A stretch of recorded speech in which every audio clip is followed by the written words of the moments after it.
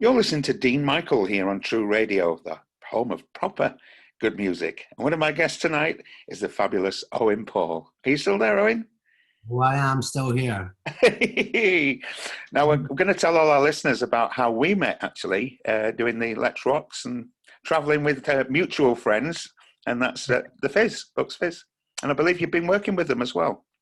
This is the most brilliant thing. I mean, the festivals like Let's Rock or Rewind, the ones that we met at, in particular Let's Rock, is the most brilliant thing. It's like 3 or 4 days of 80s music over, 30,000 people sometimes, maybe 20,000 at the minimum. And everyone's coming for a brilliant time. And you and I yes, provide the entertainment amongst other brilliant acts, like you mentioned, Bucks Fizz, or Nick Kershaw, or Tony Hadley, Howard Jones, Lamal. And for us, you and I, as well, the best bit about it is for us, is that we all get to mingle backstage and have lunch together and catch up on things that we never got the chance to talk about back in the 80s, because we were all seemingly in opposition, like enemies, which is a record company myth to create like a Blur Oasis scenario. And we were never like that. But now that we're all older and we've got family and stuff and whatever, we can bring our children to the events and everything's so much more relaxed. I was talking to Mijur about the same thing. He was saying, these events are brilliant. He said, I'm talking to the guys from Spandau Ballet or whatever. He said, we never used to speak at all. No, he said, that's right.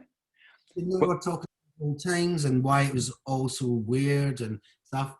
And you and I have had such brilliant laughs at those shows. Oh, we have. We've become friends now, haven't we? So I think a lot of us have. It's a classic example, right? You and I were probably doing TV shows in the 80s at the same time, but maybe different days. And this was going on constantly throughout our, 80s big years. And then, but we never actually met properly. No. And it'd be a 5-second hi and goodbye. I see, but now we've got a better time, and now we actually go, you know what? Isn't this the most brilliant thing?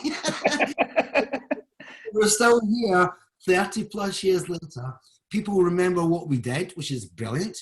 They get off on it, which is brilliant. They get a weekend away to do the festivals and forget about their mortgages and their problems and their kids even probably for 3 years.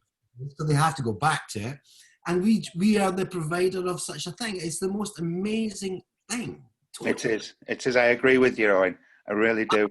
Watch you guys, right, doing Agadoo or whatever, Superman or whatever, and then absolutely doing all the moves, all the dance routines. We're talking like 25,000 people joining in with that. I mean, even when I'm not performing, watching everyone else, especially when I've seen you guys doing that, I think it was Let's Rock Leeds or something. Yeah. It's the most brilliant. The atmosphere is like New Year's Eve, isn't it? Every night when we perform. That's what it is. I mean, it's weird because I'm Scottish, clearly. New Year in particular is a very big deal for the Scots. And it's always about singing along, dancing, doing your party piece. That's right. It's bigger than Christmas, isn't it? Is it Hogmanay? Scotland is way bigger than Christmas. It always has been. It's kind of where I weirdly learnt my trade when I was younger, because much that I was a very shy chap, the sort of basic deal in Scotland, and I'm sure this is the same in Ireland and all Celtic countries like Wales and whatever, is that everyone has to do their thing, right? So I learned to sing in front of my family at really close quarters, very, very young. I was maybe 8, 9 or 10 when I started singing in front and in public. So by the time I got to sing in front of 20,000 people, I was ready. Yeah. You did your apprenticeship. It is. And like you say, these 80s festivals are exactly like that. They're like a New Year's Eve party every time we go on stage. It's so brilliant. It is. And the people are wonderful as well. Whether it rains or it's sunny, they're still there. They're all enjoying it. I think I remember last year when you and I did Let's Rock Liverpool in particular. I think it was pouring from the heavens. It was. And we both thought, hang on a second, we might be performing to no one.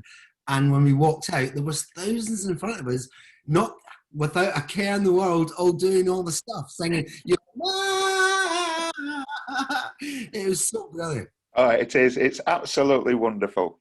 Well, it's great talking to you, Paul. I'm going to play a couple of more songs, and then we're going to have another interview with you. So we can't wait for that.